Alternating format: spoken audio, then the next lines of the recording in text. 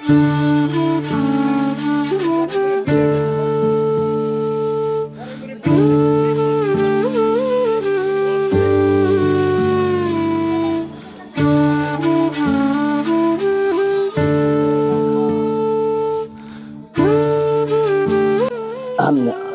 জানেন যে আসন্ন যে পৌর মেয়র যে নির্বাচন অনুষ্ঠিত হতে যাবে আগামীতে, সেই পৌর মেয়র নির্বাচনে যিনি মেয়র পদপ্রার্থী হিসাবে যিনি আপনাদের মাঝে ঘোষণা দিয়েছেন যে জাহাঙ্গীর খান, তিনি মেয়র নির্বাচন করবেন আগামীতে এই গলন্দর 9টি ওয়ার্ডের এই পৌরসভাতে। আজকে তিনি যেসব কর্মসূচি হাতে নিয়েছেন তার মধ্যে আজকে যে ফল বিতরণ কর্মসূচি, আজকে দেখছেন যে আজকে তিনি এই গলন্দ পৌরবাসীর মাধ্যমে আজকে তিনি যে আম বিতরণ কর্মসূচি নিয়েছেন এবং সেই আম বিতরণ কর্মসূচি আমরা এখনই শুরু করতে যাচ্ছি।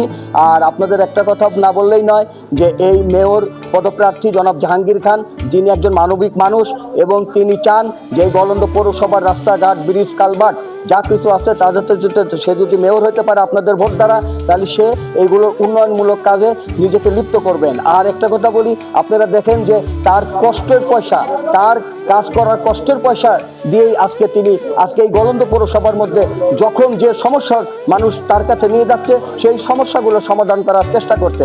আমার জানা মতে তিনি মসজিদ, মাদ্রাসা, তিনি শ্মশান, আজকে কবরস্থান থেকে শুরু করে আজকে মানুষের ঘর বাড়ির থেকে শুরু করে অসুখ বিসুখ থেকে শুরু করে সকল কাজের দিক দিয়ে যখনই তার কাছে যাওয়া যাচ্ছে এবং যখনই তাকে ফোন করা যাচ্ছে সে সেই কাজগুলো সঙ্গে সঙ্গে তার অর্থ, নিজের কষ্টের অর্থ উপার্জনের পয়সা দিয়ে আজকে তিনি সেগুলো সমাধান করার চেষ্টা করছেন। তা আমরা চাই যে ভালো একজন মানুষ আসুক। যেহেতু 5ই আগস্ট আজকে স্বৈরাচার বিদায় নিয়েছে, 5ই আগস্টের পরে মানুষ একটা জিনিস বুঝেছে যে আসলেও যখনই মেয়র নির্বাচন হবে, উপজেলা নির্বাচন হবে, যখন ইউনিয়ন নির্বাচন হবে, সেই নির্বাচনগুলোতে মেম্বার, কাউন্সিলর, উপজেলা নির্বাচন, ভাইস চেয়ারম্যান, মহিলা ভাইস চেয়ারম্যান যারাই আসবেন না কেন, এই মানুষ, এই সাধারণ মানুষ একটা চিন্তা ভাবনা করেছে যে ভালো মানুষের প্রয়োজন, যে ভালো মানুষ দ্বারা যাতে আমরা এই গলন্দর মানুষকে উন্নয়ন করতে পারি এবং গলন্দর রাস্তাঘাট, ব্রিজ, কালভার্টকে যাতে আমরা উন্নয়নমূলক যাতেভাবে কাজ করতে পারে।